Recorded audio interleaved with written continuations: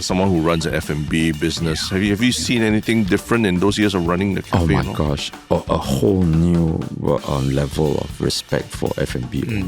Tougher than politics, or that's what I said. You think fighting the PAP is hard, and you try running a cafe, that kind of thing. So if they see anything that is not supposed to happen, and if they whistleblow, all hell will break loose, right? And that will ruin the whole confidence in the system. And PAP doesn't want that to happen. People are homeless and who eke out a living. Sometimes they eat one meal a day. Okay, tell me, is that a society I want to live in? No. What can I do about it? I'll live my life. I'll challenge it. I want to change it. The writ of election has been issued, and boy, oh boy, do we have something cooking. Now, some of you may have started listening to us during the last election back in 2020, when we did a daily podcast during the entire campaign period. We're going to be doing the same thing this year as well, with a daily podcast coming out each day that will cover everything you need to know about GE2025. But we're going to be doing something even more epic this time around. We are going to be going to every GRC and SMC, all 33 of them, during the campaign period. We'll be recording podcasts and capturing the energy on the ground in person. It's going to be super exciting, and we'd love for you to follow our journey and even come meet us face to face. We'll be sharing more details of where we'll be every day, and to find out firsthand, head to yalabat.com and subscribe to our newsletter. It's going to be awesome. And now, on to the podcast. What's up, everybody? Welcome to another episode of Yala, your thrice weekly podcast where we talk about the hottest news with a touch of what, Terrence? Good old humor. Good old humor, man. Yeah. Today we have a very special guest, someone who we've been wanting to get on for quite a while, and we are very happy that he's finally been able to make it, even though his schedule is super tight. Especially now. Yeah. Especially now, after the writ has been issued. So we'd like to welcome the Secretary General of the Singapore Democratic Party, Dr. Chee Juan. Yeah. Thanks. Good to be here, guys. Thanks so much for having me. To Yalabat.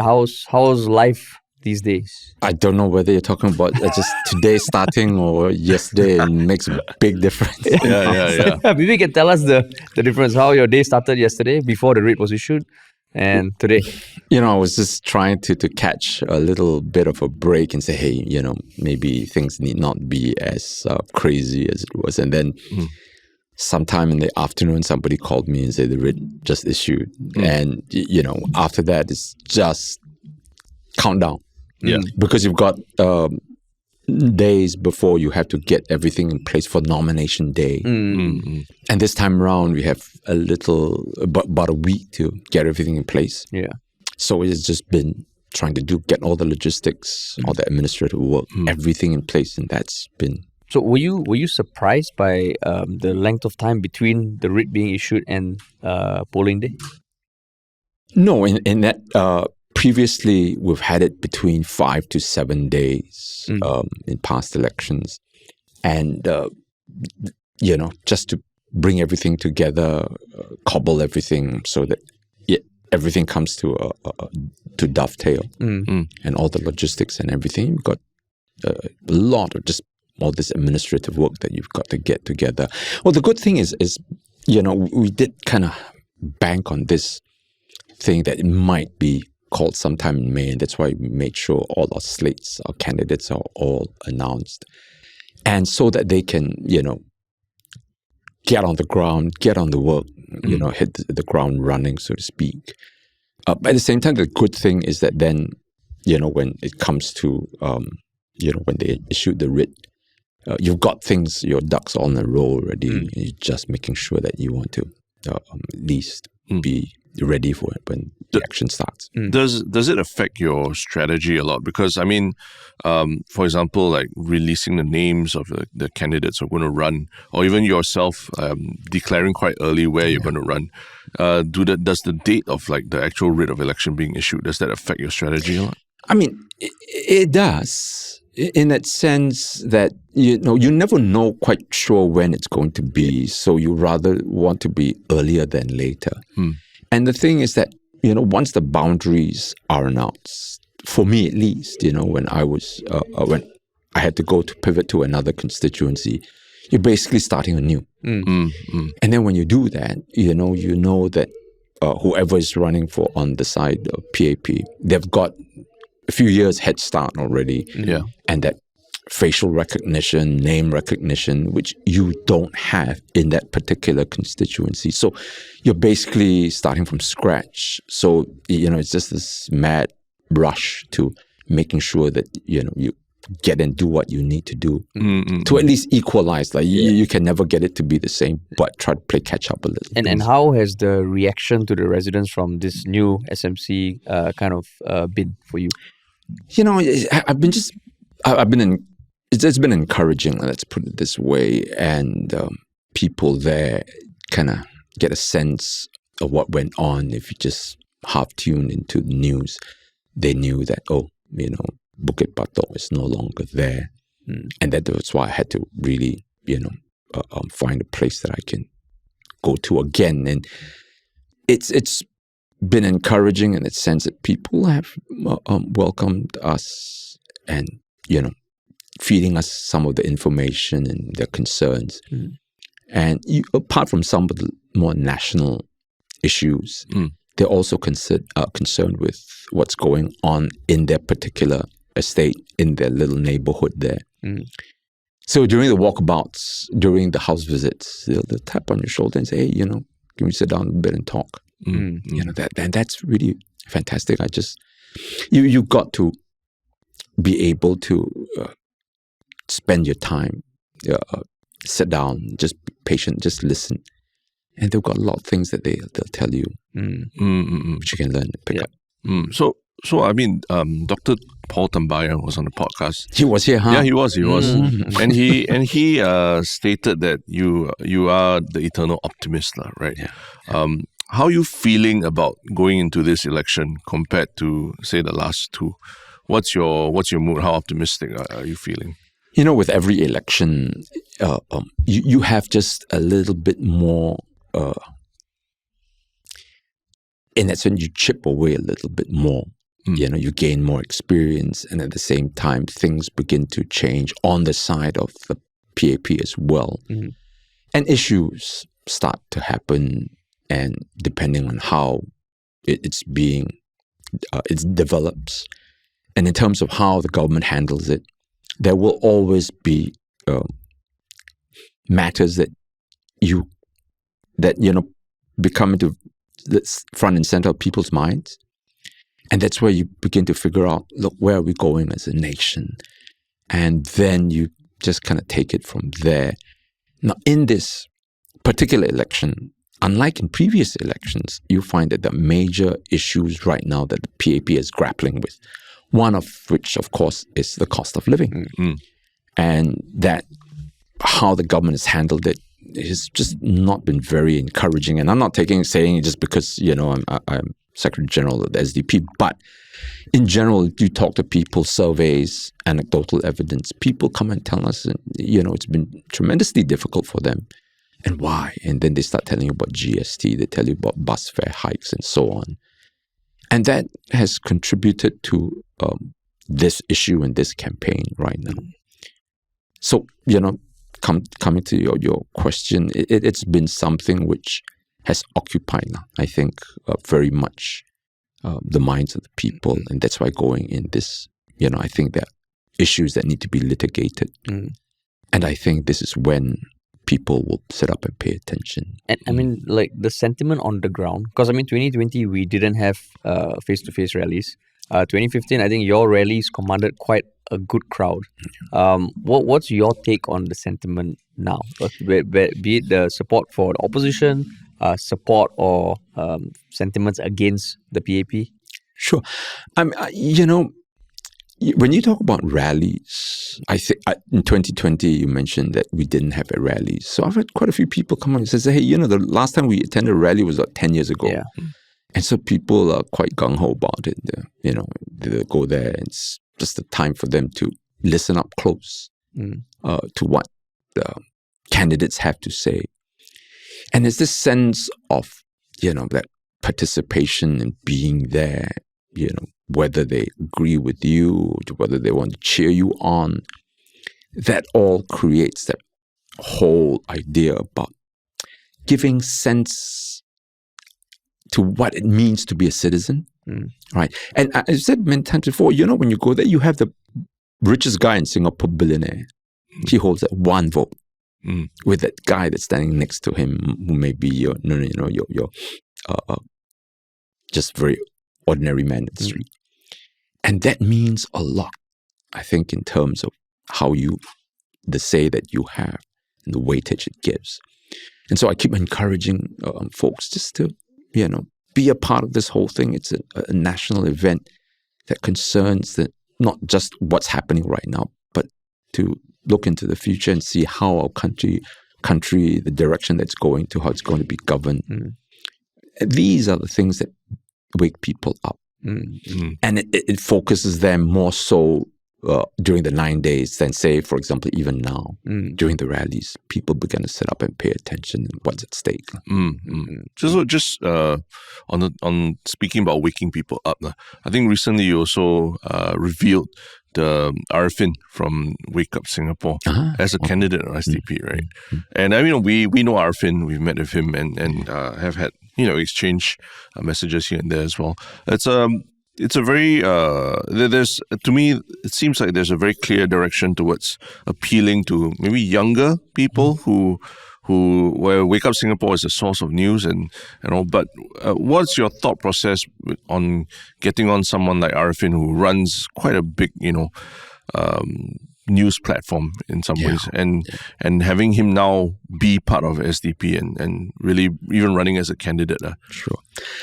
I think he's got his head very squarely, placed on his shoulders. And that, to me, when you heard when he presented Marsiling UT team's case in terms as far as the younger voters are concerned, it was something that I think made a lot of sense to listeners.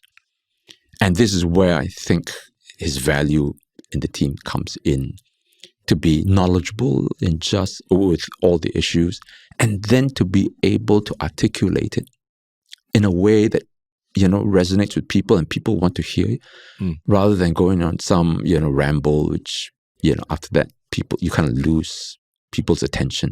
But in that sense, I just think he's a valuable asset to the team in Marsiling UT. Does it worry you that people now will see a platform like Wake Up Singapore and feel like, oh, this is what's the political message behind this? Is it an SDP message or something?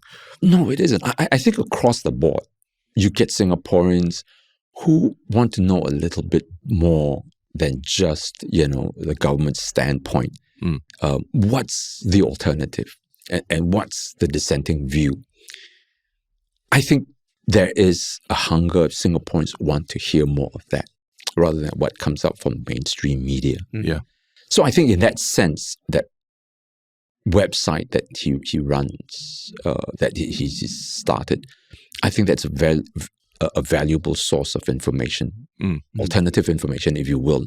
And I think, Singaporeans want more of that. And to me, that wasn't the front and center of everything that we wanted from him as a candidate. It's more that, your heart lies, your values lie with the SDP. And I think in that sense, people instinctively know whether it's good fit. And in that sense, I think it's important that he continues speaking up the way. And that always comes from within him. And I think, with all of our candidates, I'm sure you heard Jijin Wong, Alec and Jufri, and the rest of the guys in Marsiling UT. They've been around, I beg your pardon, Sembawang GRC. And I think they've been around for a long time to know basically all these decades what the SDP stands for. And they want to be part of it and then put out the message and then persuade voters to vote for us. So just going back to the brand of Wake Up Singapore and what the SDP stands for, was there any fear that because Wake Up Singapore, I would say it's quite polarizing. Some people see it as sensationalist, some people see it as their primary source of news. Was there any fear that, okay, you get him on board, but there is some perceptions of Wake Up Singapore that might not be all positive? Sure. I mean, that's where that cacophony of democracy is, isn't it? There's just not one set of how you present your information. And then you persuade people to see your point of view, and, people will push back, and then there's this conversation going back and forth. But that's the whole idea of this openness about it, and this buzz. And that needs to be created. So again, my point has always been to tell listeners, readers, to always come in with a questioning mind. Yeah. And that's so important in any sophisticated society, civilized society, that really hopes to want to compete in terms of our ideas. And, you've got people presenting things in different ways. But I think ultimately, Singaporeans are intelligent enough to see through whatever they need to discern and look at the hearts of the person that is presenting it. And I think in that sense, Arifin has got, his, as I said, views really there with us and wanting at least to do good for Singaporeans. Mm-hmm. And I mean, would you say that there's almost like his that approach, there's almost that conviction? Because when Dr. Tambaya was here, we did ask him, and this is something that we wanted to talk to you about also. You yourself can be quite a polarizing figure. You have a very long history in politics, a lot of things that have been written about you. But one thing he said is that you are a conviction politician. And I think it's clear that you do have conviction.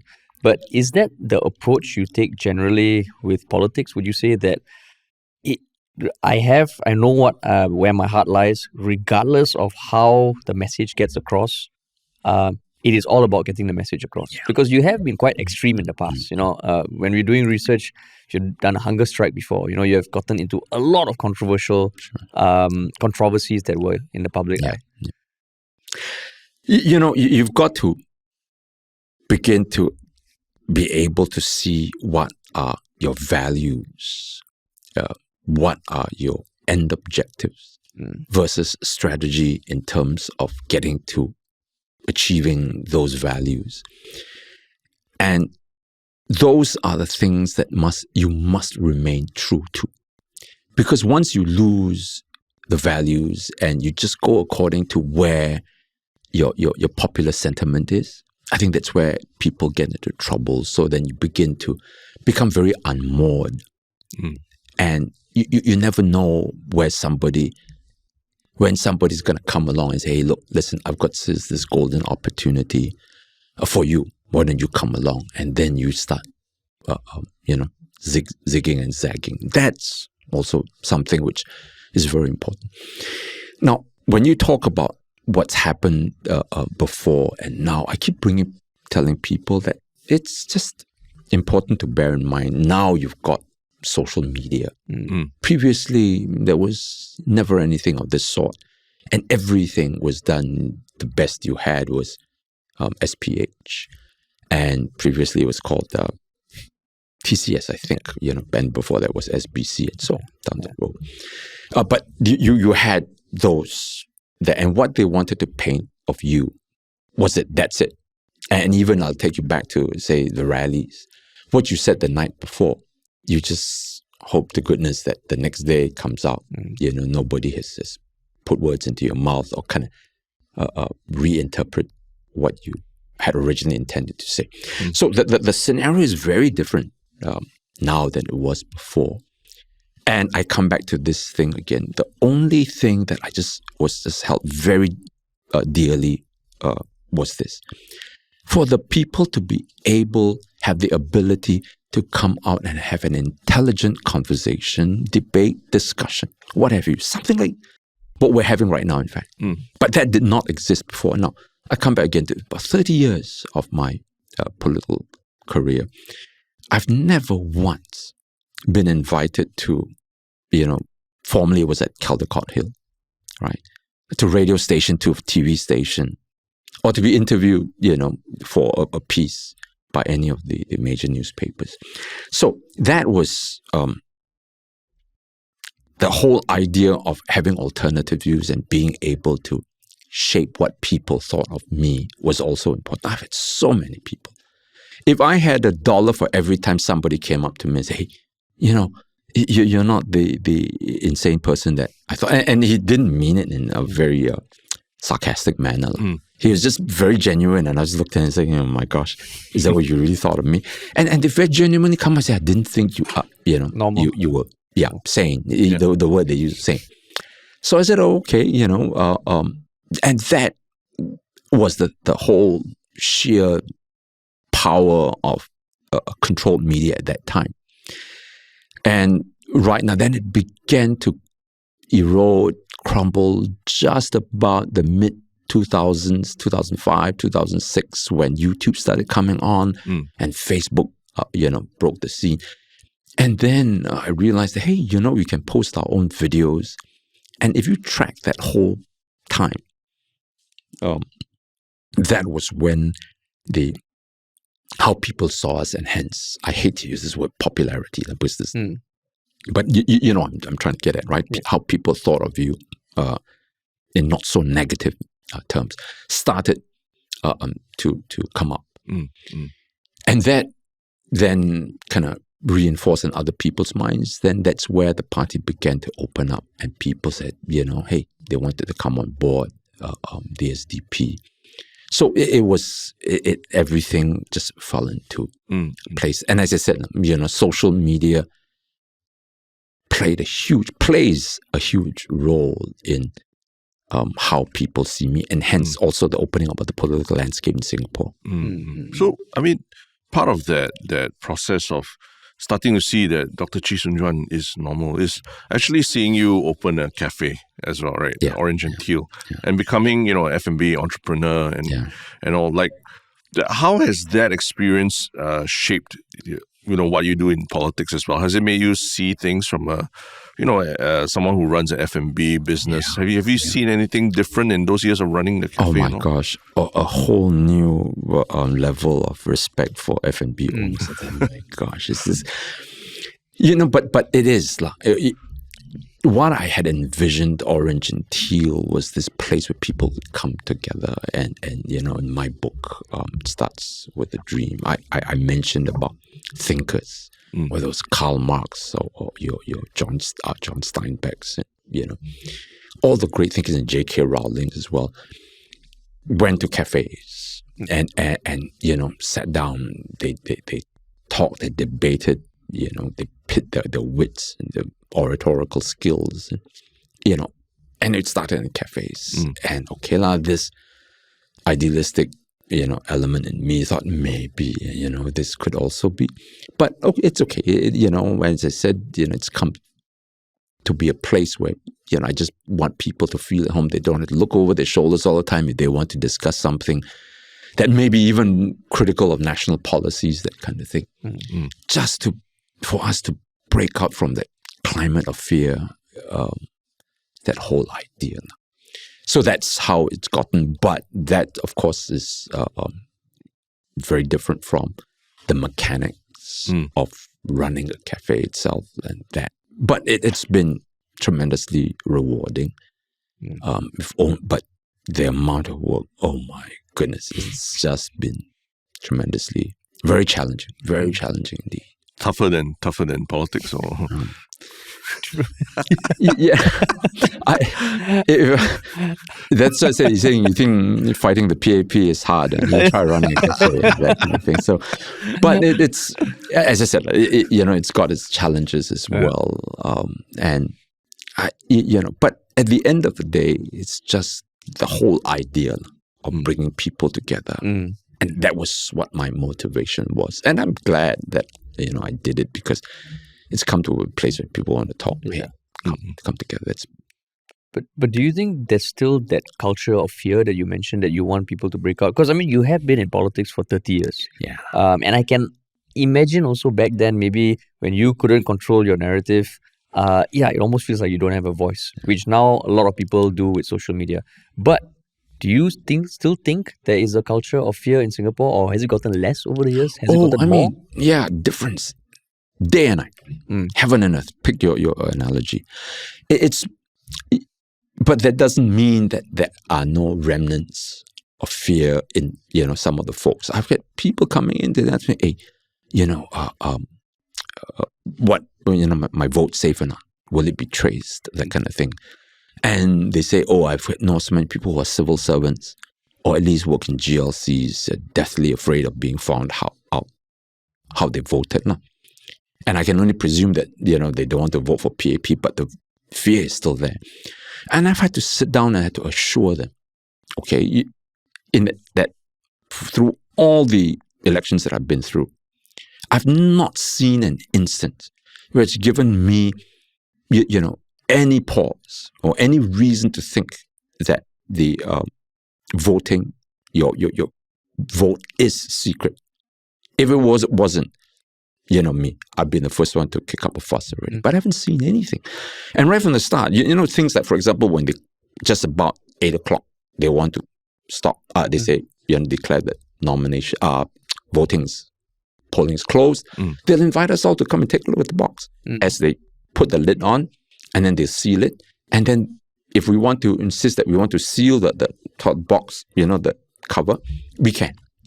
Right? And then after that, it gets transported to the counting center. There again, when it gets there, we can go in and examine it again. And then after they pour all the votes out, the same thing. We're all there to observe the process.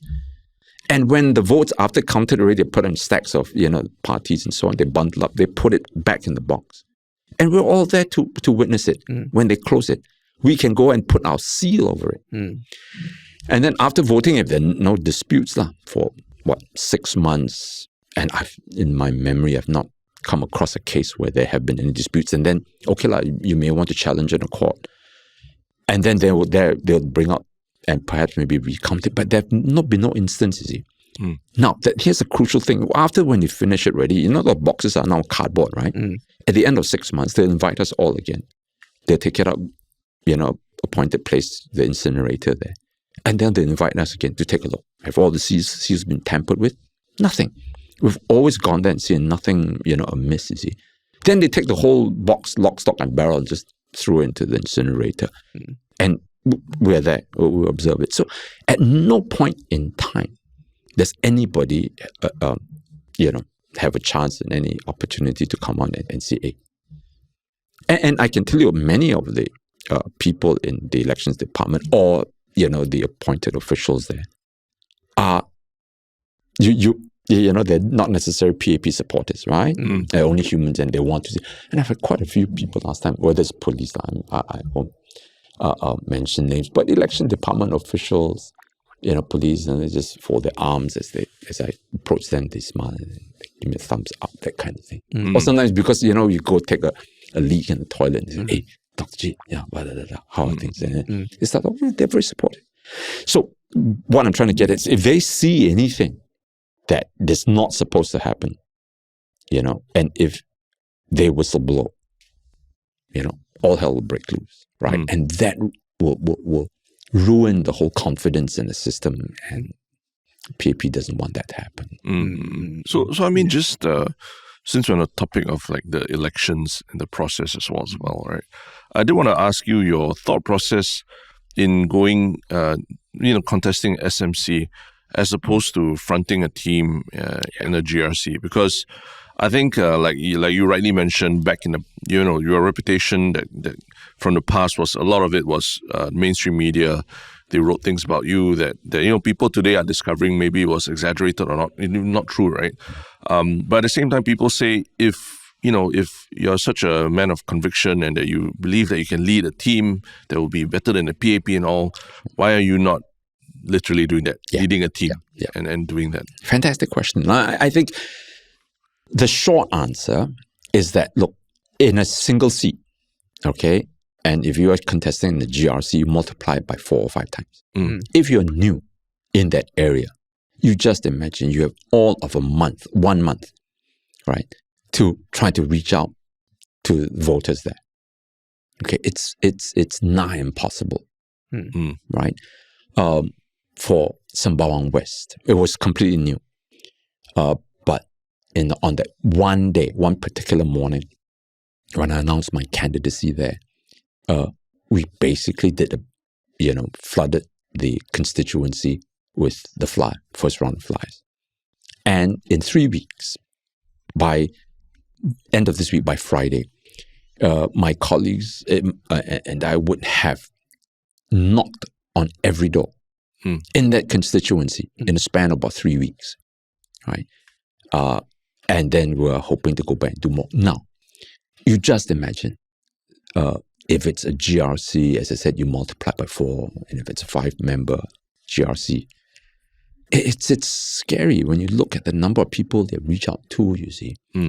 So, as I said, the sane thing would be to, hey, let's, achieve a breakthrough first. I did discuss this with my party mates, and it only makes sense for, us to try to win a seat first in this particular GE. And then, we'll plan from there, strategize from there again. So, hence the answer of why a single seat and not a GRC. It's almost like a beachhead, Almost, yeah. And then I can, your cost of running, that's another big, huge factor in there. Posters alone. Yeah. One poster will cost you to print, and then to mount it, and then thereafter to take it down and dispose it. Cost you easily $40-50 per poster. So you can well imagine the cost that racks up, and then of course your rallies, your transportation, that, and other. It's a huge financial undertaking. Yeah. So I mean, I can understand the perspective that just like even WP, they started off in a few seats and then they expanded, right? And I can imagine that's what SDP wants to do, but I mean, your track record of running for elections is not the best, right? So what is it that you're doing different now? And what gives you the confidence that if there was one person to contest in that SMC, it should be you representing SDP? And what are you doing differently now? Or how are you approaching it differently? I don't know if I'm doing anything differently. As I said, that difference was social media. Yeah. That was about it. Previously, as I said, what the media wanted to paint of you, that was, the end of the story. But right now, it's given us a fresh avenue in terms of, just even talking like that amongst you, in this podcast. Just, let people see and hear, what my views are. Do I make sense? And they'll go back and they do their own evaluation. And so that made that difference, a huge difference. It was pivotal, mind you. So in that sense, in that regard, I haven't done anything, very much different. It was just that, okay, you have this opportunity to sit and look into the camera, or look into people who are discussing this with you, and then just have a normal conversation. And then see, where that leads you to. So in that sense, I just found it's been encouraging, but at the same time, you realize the power of the media. And people totally middle of the road, people who are just not biased at all, very sane people will come up, and their views can be shaped when you control. And that is why PAP in its early days insisted on control, and they still do to this this day and age. They amended the Newspaper Printing and Presses Act, right, to make sure they consolidate. And then we used to have independent newspapers. Straits Times, was an independent outfit, but in the 60s, 70s, they began to bring everything under one umbrella and for one reason. And the PAP knows what that reason is. So you've been in politics for 30 years. And I mean, I do want to ask you what keeps you going at this point in time. But going back 30 years, what made you enter politics in the first place? Because from what I understand, you were in academia. Yeah. Right. And you were invited to run for the opposition and you took it. Yeah. But were you already feeling a sense of unrest with the future of Singapore at that point in time? Because, I mean, I was like young during the 90s, but sounds like Singapore was doing great. Yeah. What stirred you up at that point? You know, when I look back, I was in my late teens now. And that was before I entered NS. And that time, you remember Lee Kuan Yew came up with the graduate mother scheme, right? If you were a woman, if you were intelligent, and by intelligent, it meant that you have a university degree, you could have more children. If you don't, the pressure for, sterilization was tremendous. And I don't know what possessed me, right? But at that time, it was my late teens, as I said, I just found that absolutely repugnant. Okay, if you want to delve into it, then I tell you, been an exercise in psychiatry, and I think it's quite futile at this stage, for me at least, to go back and try to examine what motivated me to do what I did. But in any case, I just felt that it was an awakening for me. So at the time, I was in church, and that church was in Bras Basah, which now I think Carlton Hotel is. But in any case, when I was so disturbed, I went into my church elders. I said, what's this whole thing about? This social engineering really got to me. And then I wrote a letter to Straits Times Forum, and at that time we could use pseudonym, but then Straits Times wanted to publish a newspaper. They will use your pseudonym, but they will call you in to verify and make sure that you are the person writing the letter. Anyway, I got this call from Straits Times. He said, "Are you the so-and-so?" Oh my gosh, I just froze. And I said, click, I hung up.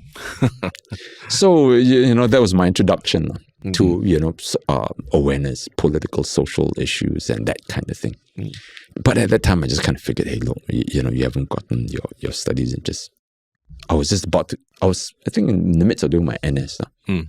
But anyway, I thought, hey, let's go and get your things sorted out first. So I went to the US, and then I came back after 10 years. And I just found that things haven't changed, and I haven't changed. I just felt still very strongly that, the way that Singapore was going in, it was just a dead-end street. Right? And it's also partly because of my academic training. When you do things like that in academia, you always have more questions than you have answers, right? But in Singapore, it's the other way around, right? You always have the answers there for you no matter what. And I just felt that very stifling. And I dare say that I'm vindicated today. You look at where we're going right now, right? If everything is just so straight-laced, you've got your answers all worked out for you, I think you're in trouble. Okay, so hence that was my introduction to politics, and I just found it was just necessary to at least throw my hand in the ring. But I mean, on that note, like being the long career in politics, have you ever felt disappointed that the Singaporeans are not, somewhat waking up to some of these things that you're calling out? And the saying, Singaporeans get the government we deserve, right? Have you ever had that feeling of like, why aren't Singaporeans understanding this and feeling disappointed? In a way, I could understand. Otherwise, it's very hard for you to come to grips with what was going on. Yeah. And then when you see that all you have, for the boomer generation anyway, we grew up reading one newspaper, albeit different languages, right? But everything was under one house, no? And then, same thing with your TV. Last time it was only Channel 5, Channel 8, and I think it was Channel 3 for the Malay, and then, 12, I think. And then 12 or something. That's right. But in any case, that was it, right? And unlike nowadays, whether it's YouTube or Netflix, you've got, panoply of different kinds of mediums, channels. So, in that sense, during that time, you could understand how people thought in a certain way because they didn't have any alternative. And you're very, you kept very separate. You say, I may feel a certain way, but I think I'm alone in this because there was no channels for me to put my views. And then all of a sudden, social media comes along and say, hey, I've got so many other people thinking the way that I do. So I just don't feel so much like an outcast, that kind of thing. And that contributed to a sense of awakening, if you will. And that's how views began to change. But, as I said, in those times, oh my gosh, it was tremendously difficult. And of course, then you throw in the fear factor. It just made things very, very bleak. But, prior to joining politics or in the early days of your political career, did it ever occur to you the possibility of joining the PAP? And I asked that because, we have had guests, I think even Dr. Tambaya said himself that he was, interviewed. Yeah. We have Senior Counsel Harpreet Singh from WP who said he was a fan of, he was in the WP constituency. Sure. But at that point in time, he thought, the PAP had some liberal MPs, and he thought the most impact would come if he joined the PAP. Was there ever a time for you where you thought, maybe I could have more impact by joining them? Yeah, I've been a lot more trouble than I am in today if I had joined them during the early days. But, I remember at the time when I was NUS, I was teaching there, I had written a couple of letters to Straits Times that had to do with streaming and then A-levels as well. But in any case, you write to Straits Times, like they want to publish it, they publish it, right? Yeah. But I never attached, by that time you had to use your normal pseudonyms. You put your name on it. But I never said my position. I never even mentioned that about NUS. But they still found it fit to publish my letter.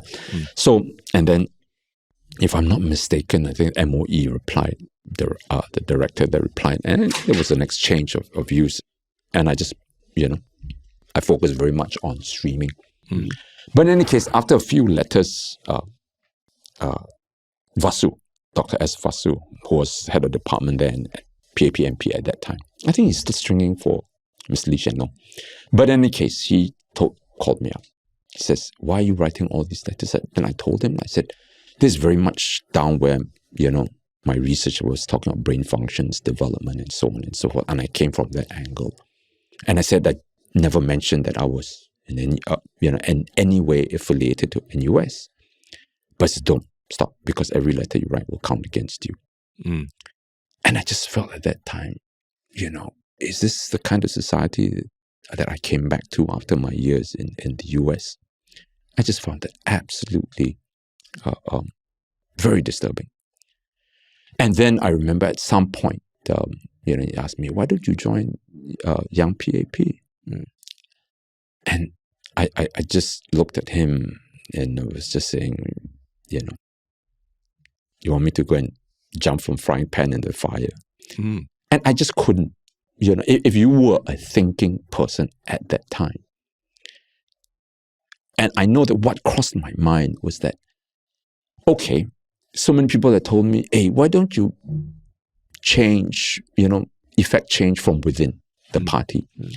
And my point is that this being a huge party, how much, right, would you have to accept and that's kind of modify, amend your own views to be able to get into the party and then make your way up, right? How much would you have to do before they changed you instead of you changing the party? And at what point will you be able to wake up in the morning, look in the mirror and say, I am that same person that I started off with? And that's why it comes back to this point. If your values, you don't have anything to anchor you, you don't believe in the most fundamental of things, and that, for me, it was just this whole life. Fundamentally, if you strip everything away, I still believe in a compassionate society. And that's not just buzzwords that you put out. It's that kind of a thing that again, as I said, you delve into it in the deepest recesses of my mind. I cannot explain it to you. Why I felt it so strongly about the graduate mother scheme. Why today I find it absolutely so abhorrent when you can have your prime minister manning $2.2 million, $180,000 a month, and have this person, I know it's where I live, it's not far. People are homeless and who eke out a living, and sometimes they eat one meal a day. If it rains, they can go out and sell their cardboard. They don't eat at all. I don't know. Okay, tell me, is that a society I want to live in? No. What can I do about it? I'll live my life. I'll challenge it. I want to change it. If that is wrong, then I don't want to be right. This is what I'm trying to get at. So to me, values is hugely important, more important than anything else to me. So, I mean, we talk about salaries and all that, but also now, running your own business as a business owner, there definitely, as any business owner wants to do, you want to, more than just make ends meet, you want to, do well and even enrich yourself financially as well. Is that something that you feel like like for us, we run our business, we shouldn't only be squarely focused on that? Or how have you squared it yourself in terms of wanting to run a good business, but also, looking out for the man on the street? When people just listen to me, sometimes they get the wrong idea that I'm, and the SDP by the extension, is anti-wealth. No, we're not. We're just anti-wealth inequality. This is what we're trying to get at. You go out, you make all the money that you can make. I don't begrudge anybody, whether it's your Mark Zuckerbergs or your Elon Musks, Jeff Bezos, go. But there must be a system whereby then you cannot exploit those around you, those working for you. And that is where I think the government steps in, right? To equalize society, to level up society. Otherwise, as human beings, sometimes, you look at it, go back not too long ago, without all these protections, you can get, people exploiting human beings, exploiting one another. And this is where I think it's huge. That extreme of it would be slavery, right? Okay, you get people to work for you for nothing. But then through the years, the centuries, we begin to wisen up and say, hey, look, there are certain things, values, certain things we should not do to each other. So we come to a consensus, say, hey, look, there must be rules and so on, right? And hence then they put in, a 5-day week and so on, just to make sure that, workers have their rights as well. And this is where I think us as a species, the human race, we have that ability to care for our people and just say, hey, if we see something that's not right, there's sympathy, there's empathy. And then we go along, we progress, we evolve. And I think we should be very proud as a human race to be able to evolve in that direction. And hence, as I said, right, coming back to your question, as a business owner, business people, yes, go out, make your money. Be, as entrepreneurial, be as innovative as you can be. But at the same time, accept that in life, there are always those who we need to take care of and not just your own. Because after a little while, you find that if all you think about is just yourself, believe me, your business will fail. I guarantee you this one thing, right? So in that sense, whether you have state intervention in terms of rules, minimum wage, so on, yes, there must be. But at the same time, I think a lot of businesses now are getting more and more enlightened. You can push only your stuff so far. And after that, productivity doesn't come out. You're basically biting your own backside. That's never a good thing to do. So I have a question, but if we could just push your mic a bit forward, because I think normally you're leaning forward, right? Is that okay? Yeah. Okay. So I have a question. I'll just pick it up from there. Yeah. So, I mean, I appreciate what you're talking about, a more compassionate society, and the values that what I believe SDP stands for based on your manifesto. But, what do you make of the argument, or, for example, when we interview politicians from the incumbent, they often talk about how, they have interacted with foreign countries. They have that experience of actually dealing with other governments and all, which unfortunately at this point I think a lot of the opposition don't, right? So is it a case that the role of opposition at this point, it is just countering ideas, or if you were thrust into the position of dealing with other countries and all, there is conviction on your end also that you can do as good a job? Because for me as a layperson, I'm like, okay, yes, I might agree philosophically with the opposition, but they don't have the experience, and you can argue the reasons why they don't have the experience. On one hand, you have a party that's been there for 60 years. You can disagree with them, but they have the real world experience. Yeah. Same like running a cafe. Sure. If you don't have the experience of running a cafe, someone new going in, there is going to be less confidence. So what do you see the role of opposition at this point? Is the expectation that right now at this point it is just to challenge? Maybe once you have a beachhead, you grow representation, then it's more about execution. I've always, and again, I think this hits the nail on the head. I've always been very mindful of this whole idea that, hey, are you there just to, poke holes at policies, and some of them legitimately so, right? But I've long held the view, and that's why I wrote A Dare to Change in 1994. At the back of the book, the appendix there, I clearly laid out PAP system, the alternative, and then the last column that I put the rationale. So in that sense, I never thought that I said, if you want to come and say, hey, social security in Singapore, healthcare costs, education system, all these things, not quite right? No, what is your proposal? What's the alternative, right? And then thereafter, then to make sure that you justify it, you give your reasons, and you go into research and so on. And that is how all these years, decades, I've approached politics.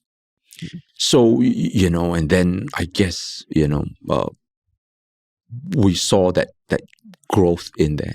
And that's why today I'm very proud to say that SDP has come up with the entire range of policy papers. And I'm not just talking about 2-3 pages kind of thing.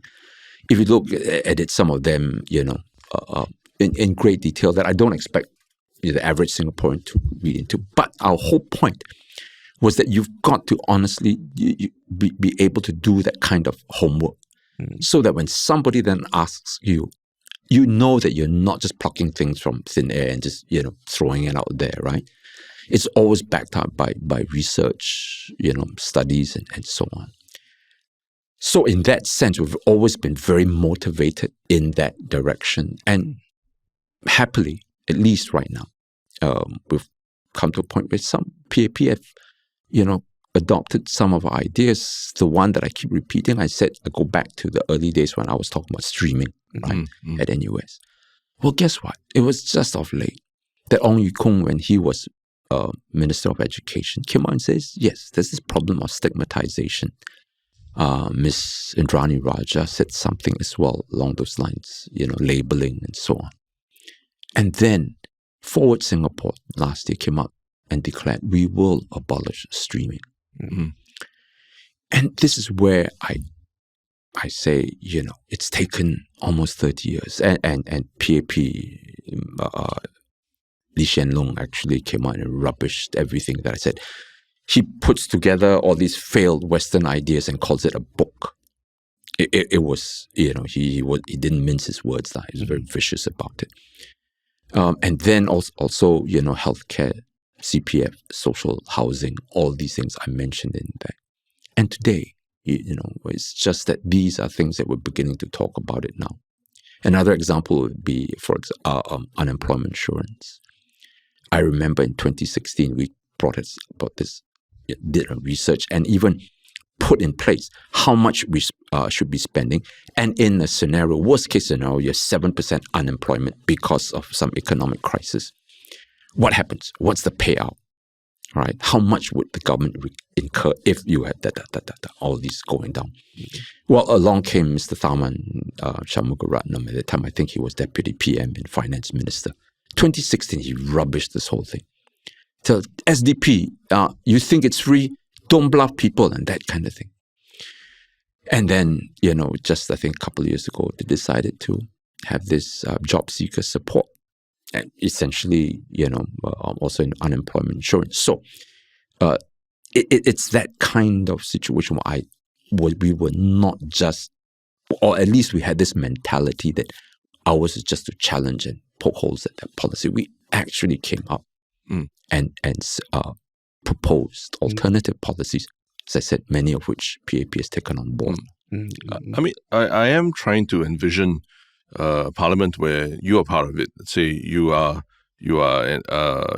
an SMC and you are part of parliament, and a lot of things in the manifesto are, by Singapore standards, people might say, "Hey, it's quite radical ideas or quite ideas that they haven't thought about, or seen a lot, even whether it's from PAP or even Workers' Party in some sense." So if Workers' Party is, the dominant opposition party in there, what is the role of, SDP? Let's say it's you in Parliament. Sure. How would you be able to influence policy discussion if it's just one SDP member versus, PAP and a big Workers' Party contingent as well? But it's always been that, isn't it? It always starts with that one voice, right? I think it was Albert Einstein said, if something is right, it just takes that one person to say it. All right. And then it'll take you tens of thousands of people just to echo the other side. But an idea worth prosecuting just requires that one person to put it there. And I invite people to come in and tear it down. It's okay. That's what a debate is all about. And if it turns out that, hey, you're on the wrong track, come out and say, yeah, okay, let's do go back to our drawing board and see how we can improve on this. But this is what I'm just trying to say. Ideas always, and again, that, is part of my, academic training, a long time ago, in that sense that there's never anything, it's not received wisdom, if you will, right? It's always you doing things, having a clash of ideas, and that's how things begin to evolve. And this thesis, antithesis kind of situation. So, as I said, that's what how things should be. And as I said, we're not just looking just to win one seat. We honestly, I just this propaganda aside now. Yeah, I'm very hopeful, and at least we want to go in and make a good run of these elections in the seats that we're contesting, to have a decent chance of making sure that we have a decent chance of getting elected. And that's why I'm not just depending, even as I speak, some of our candidates are going down. No joke, not just flyering, going down. I just don't believe in us putting tissue paper on a constituency and say, that's ours. Yeah. And then after that, when in nomination, they put up a few posters and say, hey, vote for us. That's not how the way SDP rolls. And do you, what would it take for you to not run for an election in future? Because you mentioned just now that part of your life's work almost sounds like you're always going to champion the ideals that you stand for. But what would make you not run? Will you ever stop if you had the choice? That's you keep asking these hard questions. I mean, but as long as I said before, as long as this heart beats, as long as the lungs have that last breath, and as long as your one neuron continues to fire, you never quite, remove yourself from the issues that you care about. And I'm not necessarily having to put your name up and ask people to vote for you, but in one form or another, you'll always be there, isn't it? To weigh in on some of these issues. And I can understand people, even as they get older, they find it a lot more difficult to contribute in a physical manner. But mentally, you're still there, and you want to make sure that things are properly examined, debated, and this is where you weigh in. So, it's something which it's at the back of your mind, but that it's still something which you feel as long as you're there, you can contribute. You'd be negligent if you didn't. I did want to ask a little bit about Singapore's place in the world now, like with this new world order with Trump's tariffs and everything looming over Singapore. Do you feel that sense of dread that a lot of commentators all have about Singapore's future, and do you think that will be a big factor in this election in terms of talking about a doomsday scenario and things like that? Sure, I think PAP would certainly want to make it, into an issue whether they can cloud the whole debate and not have to talk about cost of living, which we have said pinned squarely. Because if you look at all the price increases, and I'm just talking about GST being increased from 7 to 9%, you're talking about whether it's water, whether it's bus, MRT fares, your petrol, BTO prices, everything. It's been the PAP's making, all right? And then, of course, when people begin to feel a pinch to it, you say, hey, no, there's something else over here that we need to be mindful of. Don't talk about that. And so this whole idea about, the world becoming really just doomsday scenario. We've had situations like this before. And I just want to make it clear that no matter what happens, okay, it's always the resilience of the people, not the few, not that clique up there within the PAP that's going to lead Singapore forward. If anything, this day and age going forward, if you don't have the people having that wherewithal, and I just don't mean your sweat, and but having that mental capacity, that sharpness, that creativity of ideas, innovation to take Singapore forward, I can tell you, you can put all your president's scholars, don't know how many of them sitting in a cabinet, it's never going to work. Times have changed, right? Before that, Singapore, you needed roads, you built roads. You needed sewage, you lay down your sewage. You needed housing, you built the housing. But nowadays, your issues are all very different. People have different aspirations. What makes them tick, technology right now, right? Last time, what did we have, right? Now you're talking about AI. You're competing with ideas already, right? Your education system has got to undergo a transformation. I mean, last time, right? You guys were in school too. A levels come or exams come. Never mind lah. Model answers, practice, and see if you spot one question, if it comes up. Wow, your baby or that kind of thing, right? But nowadays, you surpassed all that. Everything that you can remember, Google can do it 100 times better. And now we've even gone past Google. We were just talking about artificial intelligence already. So, in that sense, society has changed so much. And if we don't have that vibrant society where people are actually actively contributing towards society, and you just keep thinking a one-party rule, PAP says jump, we say how high, it's not going to work anymore. So I just want to caution people in that sense. It's so important, because if you go forward, we're going to have a lot more trouble than we currently are. So do you think Singaporeans have gotten more resilient over the past few decades? Because I've heard from my parents, coming to Singapore, and you hear that from a lot of parents who first came to Singapore or grew up in the 90s. It wasn't easy, Sure. And I think that you can assume it instilled a certain level of grit, even in yourself, right? But there's all this talk, even myself, when I grew up, there was no MRT. You see MRTs, but the generation after me, they grew up in Singapore was really like a fully formed first world city. Yeah. Do you get a sense that there is that resilience in Singaporeans, or have you found it decreasing? Is it worrying? As a parent, right? I'm sitting here talking to you guys and being in the boomer generation, in that sense, that whole stereotype that during my days, and oh my gosh, the children say, here he goes again, that kind of thing, right? But I think the younger generation, they're facing a very different society, right? And nowadays, there's just all this information out there.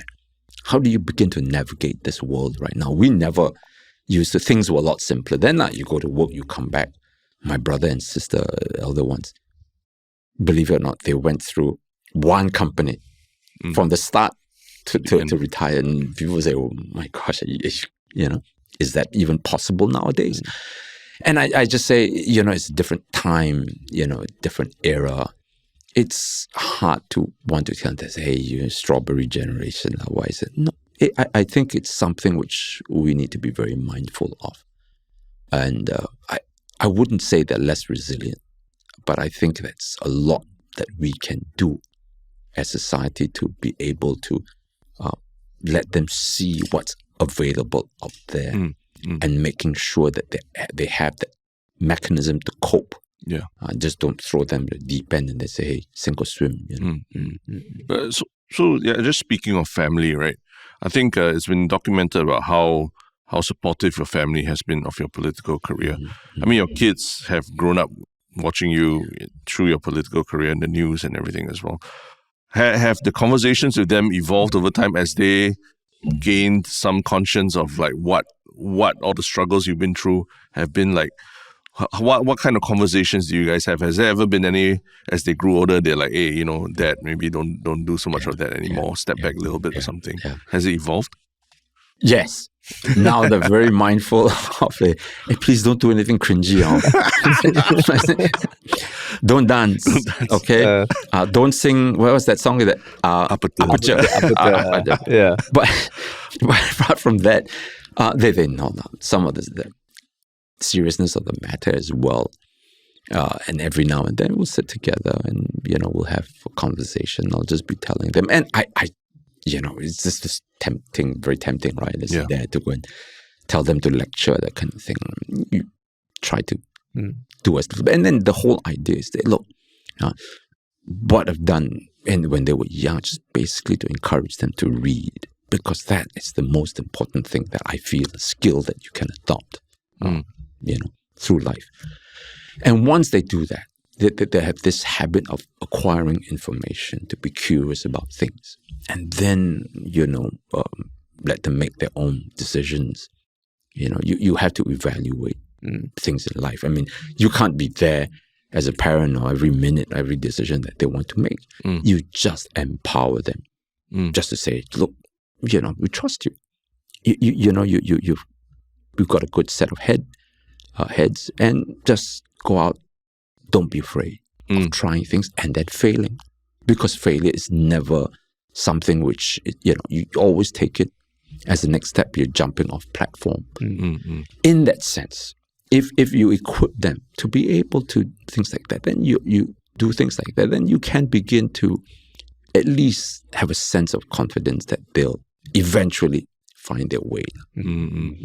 So in that, there's hard issues, sometimes minimum wage or healthcare costs. We may not go into the details of it now, but generally, why you do it is social.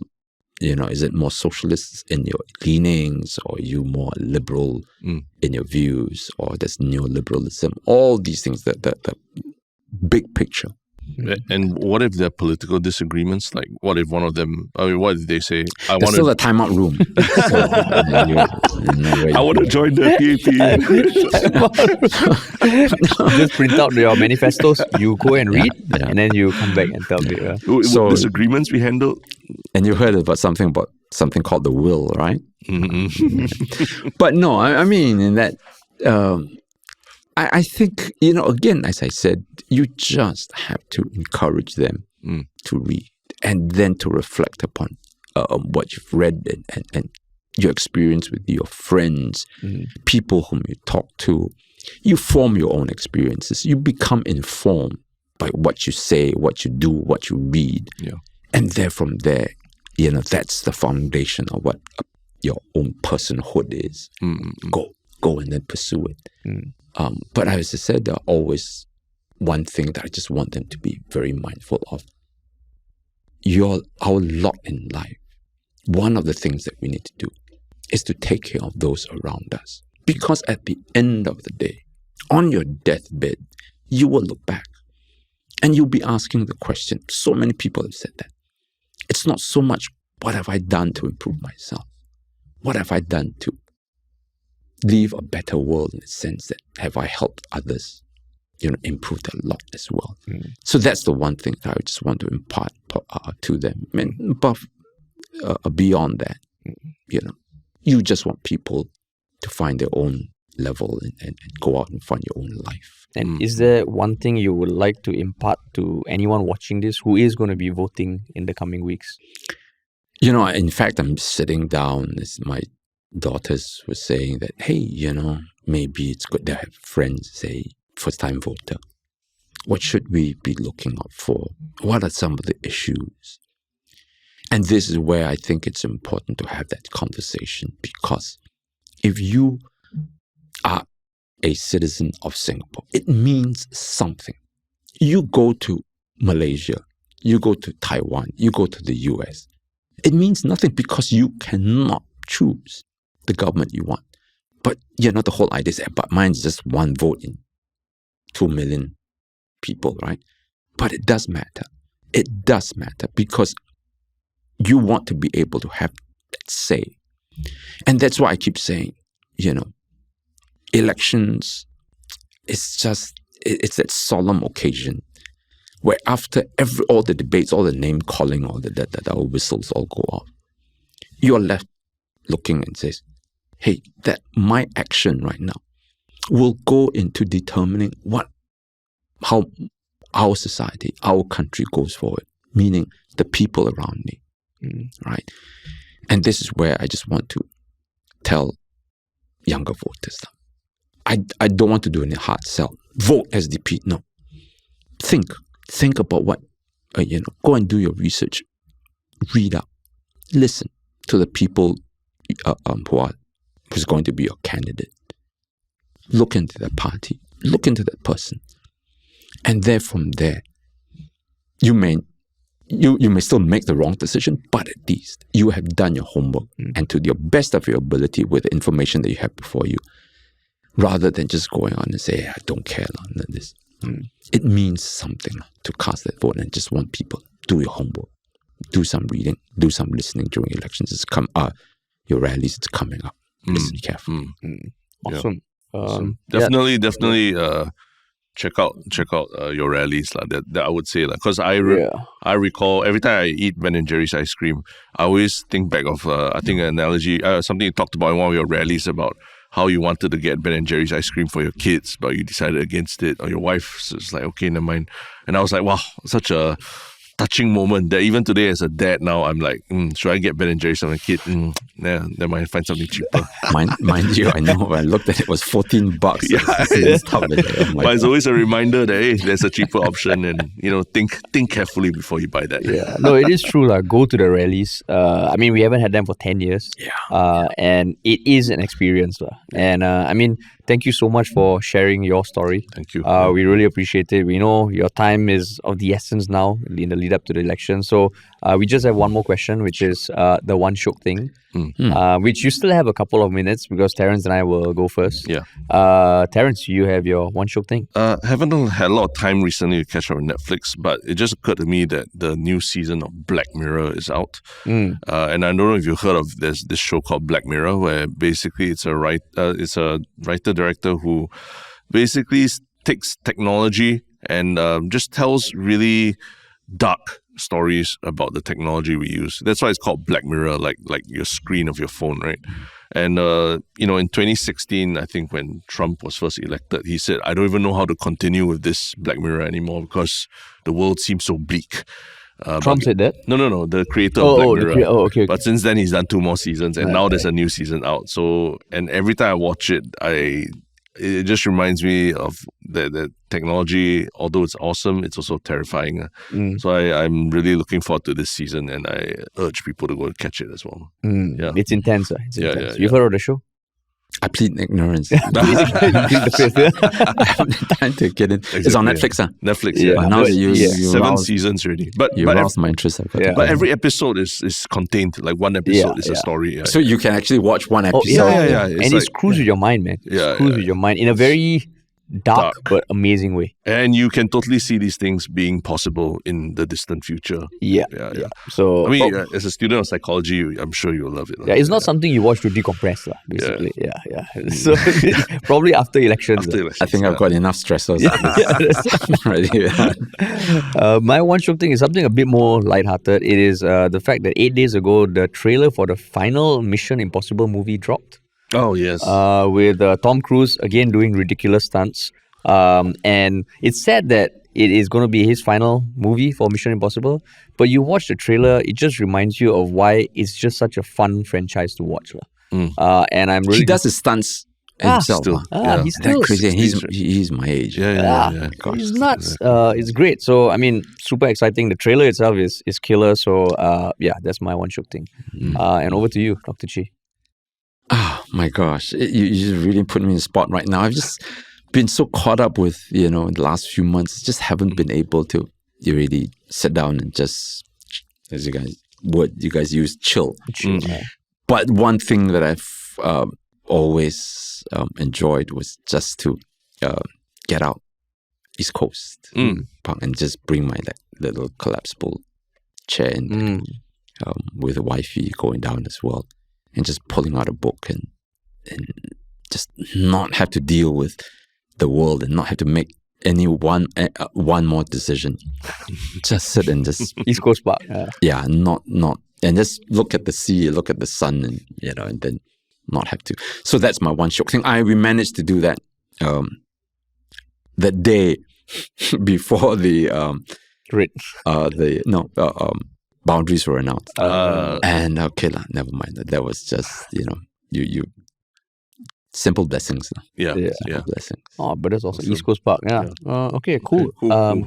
Thank you so much, Dr. Chee. I think there's a lot that anyone listening will take away from this, and all the best for the next few weeks. Yeah, Thanks for having me, guys. It's been a lot of fun. And that's what I think. The other podcasts, I always have fun coming in. Just awesome. don't take yourself too seriously. And that's what we always hope for every guest to feel. So great. Good, and I'm do that. so glad that you guys are doing this, and I wish you all the best, every success. Yeah.